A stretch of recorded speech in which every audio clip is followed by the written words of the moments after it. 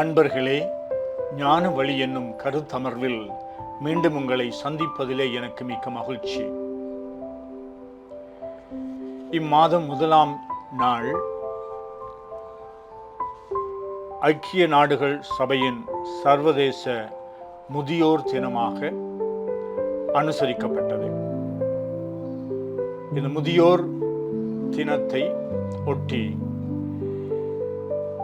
இலங்கை ஜனாதிபதி மேதகு அனுர குமார திசுநாயக்க அவர்கள் வெளியிட்ட செய்தியிலே, எந்த ஒரு நாட்டுக்குள்ளும் குழந்தைகள் மற்றும் முதியவர்கள் ஒன்றாக மக்கள் தொகையில் கணிசமான பகுதியை பிரதிநிதித்துவப்படுத்துகின்றார்கள். இந்த 2 தலைமுறையினரின் உரிமைகள் மற்றும் நல்வாழ்வு பாதுகாப்பதில் அரசு முழுமையாக உறுதி பூண்டுள்ளது என்று சொல்கின்றார். 2025ஆம் ஆண்டு இவ்வாண்டில் முதியோர் தினத்தை கொண்டாடுகின்ற மக்கள் அவர்களது நல்வாழ்வு, உரிமைகள், அபிலாஷைகள் என்ற தலைப்பிலே சிந்தித்து பல நடவடிக்கைகளை எடுப்பதற்கு முன்வந்துள்ளார்கள்.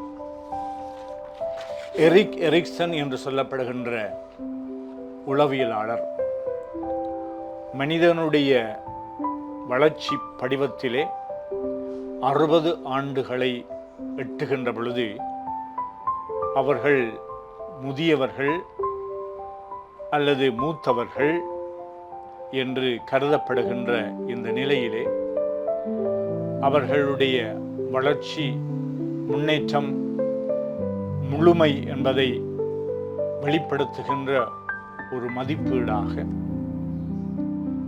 திருப்தியான வாழ்வு, மனம் திருப்தி கொள்ளுகின்றது, சாட்டிஸ்ஃபேக்ஷன் என்று சொல்வார்கள். தங்களுடைய கடந்த கால வாழ்க்கை அவர்கள் எட்டி பார்க்கின்ற பொழுது எவ்வளவோ நிறைவுகளை, வெற்றிகளை, சாதனைகளை ஈட்டியிருக்கின்றார்கள். அவற்றிலே அந்த காலகட்டங்களிலே சில வேளைகளிலே தெரிந்தும் தெரியாமலும் இழைத்திருக்கக்கூடிய குற்றங்களை மீளாய்வு செய்து அவற்றை தங்களுடைய வாழ்வில் ஏற்றுக்கொள்ளுகின்றவர்களாக, தங்களை தாங்களே மன்னித்து தங்களுடைய அந்த நிலையை, உடல் உள்ள ஆரோக்கியமான அந்த நிலையை ஏற்றுக்கொள்வதனூடாக அவர்கள் திருப்தி உணர்வை பெற்றுக்கொள்கின்றார்கள். அவருடைய வாழ்வினுடைய உயர்ந்த மதிப்பீடுகளாக இந்த திருப்தி மனநிலை என்பது மிகவும் முக்கியமானது என்று அவர் வலியுறுத்துகின்றார். ஆனால் இந்த முதுமையை எய்துகின்ற பொழுது 60 ஆண்டு, 65 ஆண்டு, 70 ஆண்டு என்று சொல்லி அதற்கு மேலாக பயணிக்கின்றவர்கள் உண்மையிலேயே கொடுத்து வைக்கப்பட்டிருக்கிறார்கள். இந்த முதுமை அடைகின்றவர்கள் அவர்கள் ஞானத்திலே, அனுபவத்திலே சிறந்து தமக்கும் தம்மை சூழ இருக்கின்ற இளைய சமுதாயத்தினர்களுக்கும் அவர்கள் ஒரு பலமாக இருக்க வேண்டும். அவர்களுடைய பிரசன்னமும் ஆலோசனையும் வழிநடத்துதலும் அவர்கள் எப்படி அடுத்தவர்களை, தமக்கு அடுத்த சந்ததியினரை அவர்கள் எப்படி மதிக்கின்றார்கள், உற்சாகப்படுத்துகின்றார்கள், வழி சமைத்து கொடுக்கின்றார்கள், இடம் விட்டு கொடுக்கின்றார்கள், சந்தர்ப்பங்களை வழங்குகின்றார்கள் என்பதை பொறுத்து அவர்களும் தங்களுடைய வாழ்வில் தொடர்ந்தும் இந்த மன நிறைவு என்கின்ற பெரும் மதிப்பீட்டை அவர்கள் பெற்றுக்கொள்ள முடியும். ஆனால் இந்த முதியவர்கள் எதிர்கொள்ளுகின்ற சவால்கள் என்று சற்று சிந்திக்கின்ற பொழுது, ஒன்று அவர்களுடைய உடல் நல பிரச்சனைகளாகவும், உடல் வலிமை குறைந்து போவதிலும், நீடித்த நோய்கள், முன்பு நடமாடக்கூடிய வல்லமை அல்லது சக்தி படைத்தவர்கள் நடமாட்டத்திலே சிரமம் கொள்ளுகின்றவர்களாகவும் இருப்பார்கள். சரியான சுகாதார சிகிச்சை கிடைக்காமல் போவதும், அந்த சுகாதார ஆரோக்கிய நிலைக்கான செலவுகளை சமாளித்துக் கொள்வதற்கும் முடியாமல் போகலாம். அல்லது நோய்களுக்கு எளிதிலே அவர்கள் ஆளாகக்கூடியவர்களாகவும், குணம் அடைவது என்பது தாமதமாக, இளையவருடைய குழந்தையினுடைய சிறுவர்களுடைய இளமை பருவத்தினர்களுடைய வாழ்க்கையில் நோய்கள் சந்திக்கின்ற பொழுது அதைக்கு தீர்வு காண்பதற்கு, குணம் பெறுவதற்கான வாய்ப்புகள் அதிகமாக இருக்கும். இப்படிப்பட்ட இந்த உடல் நிலையிலே இருக்கின்றவர்கள் அவர்கள் தனிமை மற்றும் ஒதுக்கப்பட்ட நிலையை உணர்வார்கள். சிலர் நல்ல பிள்ளைகளை பெற்று அவர்களை உருவாக்கியவர்கள், வளர்த்தவர்கள், அவர்கள் ஆரோக்கியமான வாழ்க்கையை வாழுகின்றார்கள் என்பதனால் பலர் தங்களுடைய பிள்ளைகளுடைய ஆதரவிலே, அன்பிலே, பராமரிப்பிலே அவர்கள் திருப்தி உணர்வை காண்பார்கள். இருப்பினும் அவர்களுடைய வாழ்வில் தனிமை என்பது ஒரு புதிய பிரச்சனையாக வெடிக்கும். ஒதுக்கப்பட்ட நிலை, மற்றவர்கள் எங்களை மதிக்கின்றார்கள் இல்லை, நாங்கள் குடும்பத்திலே சமூகத்திலே பெற்றுக்கொண்ட அந்த இடத்தை கைவிட்டு விட வேண்டிய சூழல் ஏற்படலாம். நண்பர்கள், வாழ்க்கை துணை மற்றும் வயது சமமானவர்களுடைய இழப்பு இவர்களை தனிமைப்படுத்தலாம். பிள்ளைகள் மற்றும் குடும்பத்தினர்கள் தூரத்தில் வாழ்வதும், அல்லது அவர்கள் எப்பொழுதுமே நேரமின்மையினால் அவர்கள் இவர்களை பராமரிப்பதற்கு, உட்கார்ந்து பேசுவதற்கு, செவி மடுப்பதற்கு கஷ்டமாக இருக்கலாம். அதனாலே படிப்படியாக இந்த சமூக உறவுகள் அவர்கள் அதிலே இருந்து விடுபட்டு ஒடுங்கி வாழுகின்ற சூழலிலே அவர்களுக்கு ஒவ்வொரு மனிதனும் இயங்குகின்ற கூட்டு வாழ்விலே இருந்து அவர்கள் சந்தர்ப்பங்கள் குறைந்து போக அவர்கள் தனிமைப்படுத்தப்பட்ட அல்லது ஒதுக்கி வைக்கப்பட்ட நிலையை உணர்வார்கள். சிலருக்கு அவர்கள் ஓய்வூதியம் பெறுகின்ற பொழுது அவர்கள் முன்னே காலத்திலே பெற்ற அந்த ஊதியத்தை, சம்பளத்தை, உழைப்பினால் பெற்றுக்கொள்ளக்கூடிய வருவாயை பெற முடியாத சூழலிலே அவர்கள் சிலர் காசு பணமே இல்லாதவர்களாக, வெறும் கையினராக, முழுமையாக அடுத்தவர்களிலே தங்கி வாழுகின்ற வேண்டும் என்ற அந்த சூழலிலே அவர்கள் பாதிக்கப்படலாம். குடும்ப உறுப்பினர்களை, உறவுகளை சார்ந்து வாழ வேண்டிய நிலை ஏற்படுகின்றது. அதனால் குறிப்பாக மருத்துவ செலவுகளை பெற்றுக்கொள்வதற்கு கடினமாக இருக்கலாம். இவர்களுக்கு இன்னும் ஒரு சவால் என்னவென்றால் அவர்களுடைய மனநிலை. அந்த காலம் என்று அவர்கள் தங்களுடைய கடந்த கால வாழ்விலே இருந்த சூழல் இப்பொழுது இல்லை. காலம் மாறுகின்ற பொழுது மக்களுடைய நடமாட்டங்களும் அவர்களுடைய கோட்பாடுகளும் நடத்தையிலும் மாற்றங்கள் வருகின்ற பொழுது அவர்களுடைய மனநிலை தாங்கள் ஒரு சுமையாக மாறிவிட்டோமோ, பலருக்கு வாழ்வு கொடுத்திருக்கலாம், வழிகாட்டி இருக்கலாம், பங்களிப்பு ஆற்றி இருக்கலாம், இப்பொழுது நான் ஒரு சுமையாக மாறிவிட்டேனோ என்ற அந்த மனநிலை, மன அழுத்தம், பதட்டம், நினைவாற்றல் குறைபாடு, மனச்சிதைவு அல்லது அல்சைமர் என்று சொல்லப்படுகின்ற மறதி நிலை, இவைகளெல்லாம் அவர்களுடைய மனநிலையை, உணர்ச்சிகளை பாதிக்கின்றது. தற்காலத்திலே வளர்ந்து வருகின்ற தொழில்நுட்ப வளர்ச்சி, அதீத வளர்ச்சியை காணுகின்ற பொழுது அவற்றோடு அவர்கள் தங்களை இசைத்துக் கொள்வது அவற்றுக்கான தங்களை இசைவாக்கிக் கொள்வது கடினமாக இருக்கலாம். இவை அனைத்திற்கும் உயர்வாக அவர்களுடைய வாழ்வில் அவர்கள் நம்பிக்கையோடு, இறை நம்பிக்கையோடு வாழ்ந்தவர்கள். விசுவாசம் என்று சொல்கின்ற பொழுது எந்த சமயத்தை சார்ந்தவர்களும் கடவுள் என்ற அந்த நம்பிக்கையோடு வாழ்ந்தவர்களுக்கும் சில வேளைகளிலே ஒரு ஆன்மீக சவால்கள் ஏற்படலாம். மரண பயம், சாக போகின்றேன், அல்லது தங்களின் பாரம்பரியம் குறித்து அவர்கள் வகுத்த சில பதவிகள், பட்டங்கள், அந்தஸ்துக்கள், இவற்றினாலே அவர்கள் இவற்றிலே இருந்து கைவிட வேண்டிய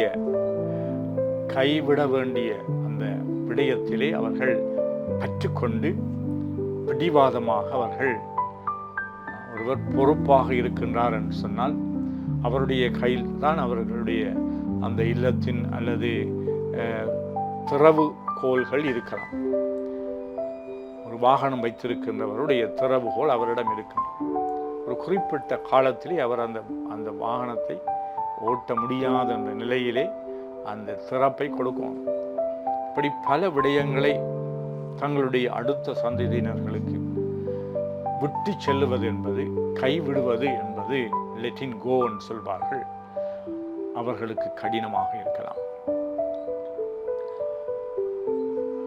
மற்றது இந்த உடல்நிலை காரணமாக அவர்கள் வேண்டிய பொழுது ஆலய வழிபாடுகளிலே, பொது நிகழ்வுகளிலே பங்கு கொள்ள முடியாதவர்களாக இருக்கலாம்.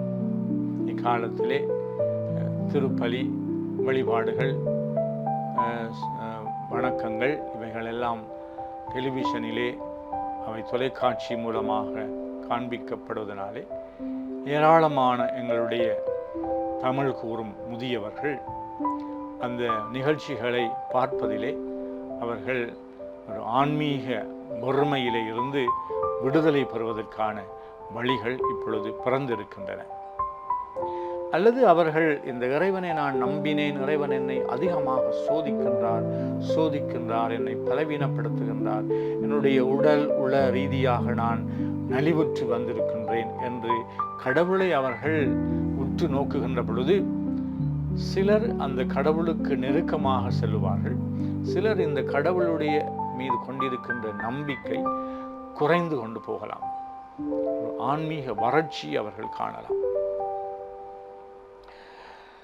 இவ்வாறு பல சவால்களை சந்திக்கின்ற இந்த முதியவர்களுக்கு எப்படி நாம் கரம் கொடுக்க முடியும், எப்படி கிறிஸ்தவ நோக்கிலே அவர்களை நாங்கள் பராமரிக்க முடியும், அவர்களுடைய சவால்களை அவர்கள் அதற்கு முகம் கொடுப்பதற்கு எப்படிப்பட்ட நிலையிலே அடுத்திருப்பவர்கள், குறிப்பாக அடுத்த சந்ததியினர்கள், உறவினர்கள், பிள்ளைகள் என்ற அந்த வட்டத்துக்களே இருக்கின்றவர்கள் இந்த முதியவர்களை பார்க்கின்றார்கள், பராமரிக்கின்றார்கள், அன்பு செய்கின்றார்கள். அப்பொழுது கிறிஸ்தவ சிறு அவை அல்லது சமூகம் அவர்களுக்கு காது கொடுத்து செவிமடுப்பதற்கு, உடன் இருப்பதற்கு நாங்கள் சில நேரங்களை செலவு செய்யலாம். ஒரு தாய், ஒரு தகப்பன் எவ்வளவு நேரத்தை, சக்தியை பிள்ளைகளுடைய வளர்ச்சிக்காக செலவிட்டு இருக்கின்றார், அதிலே ஒரு சிறிய அளவு பகுதியாவது நாங்கள் எங்களுடைய பெற்றோர்கள், மூத்தவர்கள் என்பவர்களுக்காக செலவு செய்ய முன்வரலாம்.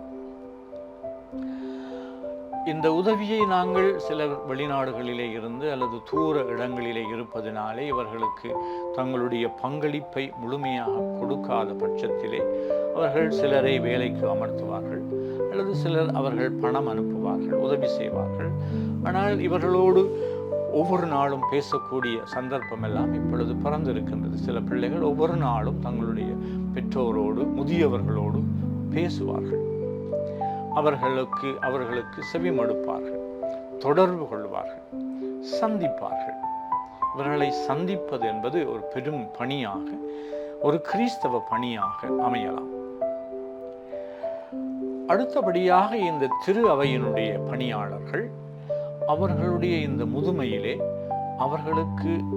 அவர்களோடு இணைந்து மன்றாடுவதும், அவர்களுக்கு கொடுக்க வேண்டிய அருட்சாதனங்களை கொடுப்பதும், குறிப்பாக நற்கருணையை கொடுப்பதும், அவர்களோடு சேர்ந்து மன்றாடுவதும், அவர்கள் பேச முடியாத பட்சத்திலும் அவர்களுடைய நினைவு, அவர்களுடைய உள்ளுணர்வு மிகவும் வெளிப்பாக இருக்கலாம். அதனாலே அவர்களுக்கான சங்கீதங்களை, திருப்பாடல்களை, இறை வார்த்தையை, மன்றாட்டங்களை உச்சரிப்பதனூடாக அவர்களுக்கு ஆறுதலாக இருக்கலாம். இன்னும் அவர்களோடு பேசுகின்ற பொழுது பெற்ற பிள்ளையை அவர்களை ஏசி திட்டி செத்து போ என்று சொல்லுகின்ற அளவிற்கு அவர்கள் திட்டுவார்கள். மரியாதை குறைவாக அவர்களோடு பேசுவார்கள். உணவு கொடுக்காவிட்டாலும் அன்பாக, பண்பாக அவர்களுக்கு மதிப்பளித்து பேசுகின்ற பொழுது அவர்கள் மிகவும் ஆறுதல் பெறுகின்றார்கள். அவர்களுடைய உடல் வருத்தத்திலே, துன்பத்திலே, தனிமையிலே அவர்கள் எங்களை மதிக்காமல் இருந்தாலும் நாங்கள் அவர்களை எவ்வளவு தூரம் மதித்து பண்பாக, அவனுடைய இயலாமையிலே அவனுடைய அழகு குன்று போயிருக்கலாம், அவனுடைய தோற்றம் மெலிந்து போயிருக்கலாம், அவர்களுடைய முன்னிய காலத்திலே இருந்த அதிகாரம் எல்லாம் அவர்கள் இழந்து போயிருக்கலாம், பொருளாதார ரீதியாக அவர்கள் ஏழைகளாக மாறியிருக்கலாம், தங்கியிருக்கின்றவர்கள். அந்த நேரத்திலும் அவர்களை எப்படி நாங்கள் பார்க்கின்றோம்? அவர்களை நாங்கள் அழகுள்ளவர்களாக, அன்புள்ளவர்களாக, நன்றி உணர்வோடு அவர்களை அணுக வேண்டும். அவர்களுக்கு ஆறுதல் அளிக்க வேண்டும், பராமரிக்க வேண்டும் என்ற ஒரே நோக்கத்திற்காக அவர்களோடு நாங்கள் ஒத்துணர்வு கொள்வதற்கும், தீராத வருத்தத்தை ஒவ்வொரு நாளும் நாங்கள் பொறுமையோடு அதை ஏற்றுக்கொள்வது என்பது அவ்வளவு சுலபமான காரியமல்ல. இருப்பினும் இந்த முதியோர்களுக்கு கொடுக்க வேண்டிய மதிப்பு, மரியாதையை இளையவர்கள், இளைய சந்ததியினர்கள், இளைய குடும்ப உறுப்பினர்கள், பிள்ளைகள், இவர்கள் அவர்களுக்கு கொடுத்து அவர்களுடைய வாழ்வை மென்மேலும் ஒரு மதிப்புக்குரிய மனிதர்களாக உருமாற்றுவது எங்களுடைய கடமையாகும். நன்றி.